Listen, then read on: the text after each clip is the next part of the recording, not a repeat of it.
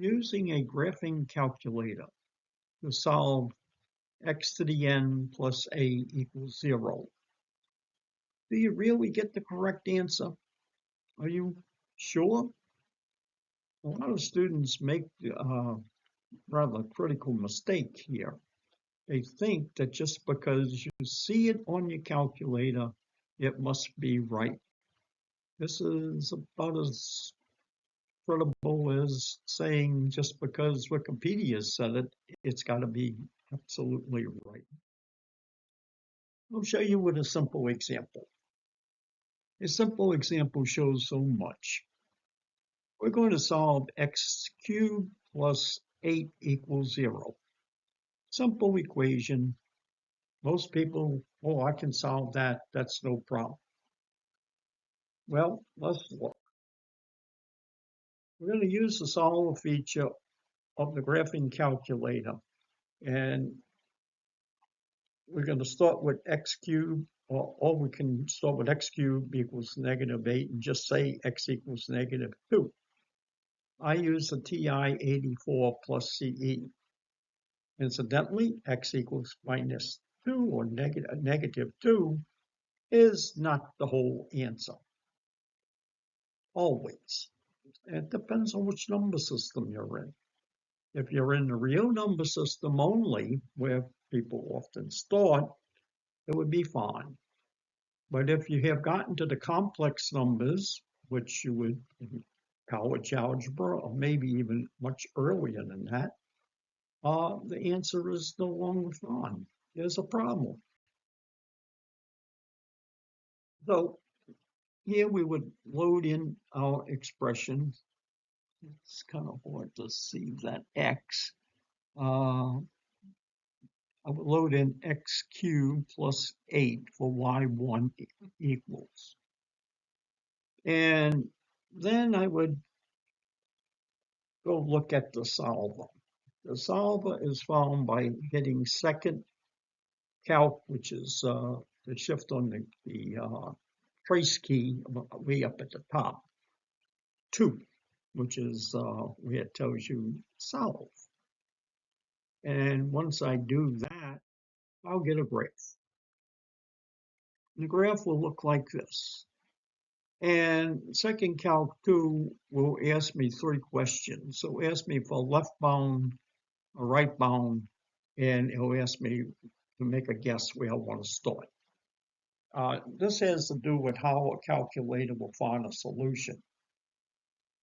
Think of Newton's method, where you start at a point and it takes a tangent line and then it sees where that intersects the x-axis, then projects to the graph, and it does the same until it converges. So what you want is to pick a left bound left of your 0, a right bound right of your 0, and you don't want any hills for it to go over or valleys for it to creep out of. You want a direct shot at your solution. So here I picked the value just to the left, the value just to the right, and then just hit enter again for the guess. And it came up with x equals -2 when y equals 0. That looks fine. However, we could also get there by solving the equation manually and say we're going to take the cube root of -8 and also get -2. Again, everything looks well. So it looks like the calculator conforms with what we would do actually running through the equation. Notice that this is a cubic equation. There are 2 other solutions. So where are those other solutions? Well, if I divided x plus 2 into x cubed plus 8, I would see that I get, well, we notice that our cubic equation has 2 other solutions. But we divide the x plus 2 into x cubed plus 8 and get x squared plus 2x plus 4 quadratic.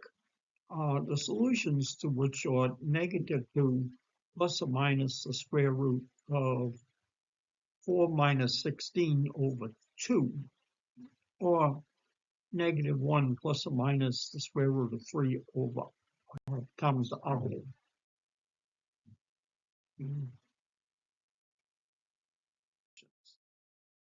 So a student with knowledge of trigonometry would approach this a little differently and would come up with the fact that there are 3 solutions. They are equidistant on a circle.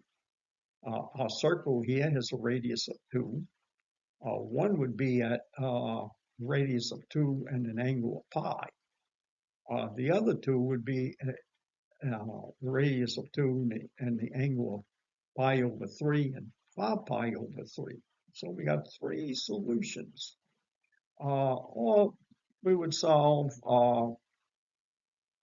the radius 2, cosine theta plus I sine theta, where theta is pi over 3, pi, and 5 pi over 3. When I put the pi in, cosine of pi gives me -1, and the sine of pi gives me 0, and that's how I get the -2. One of the 3 solutions, but I must get all 3. So the simple answer is -2 suffices only if one is in the real number system. Once one has gotten to the complex number system, the knowledge that there are 3 solutions to the original equation is so important that one cannot just accept a calculated solution. It is a partial solution. And if I'm grading a paper and a student comes up to me with one answer, and they can wave their calculator all they want, the fact they didn't even know to look for the other 2 solutions is critical. And so I must say, the calculator is an aid, and we got to accept it for what it is. It will help us, but it is not everything. I had an old TI-83 at one time, a long time ago. I taught for many years.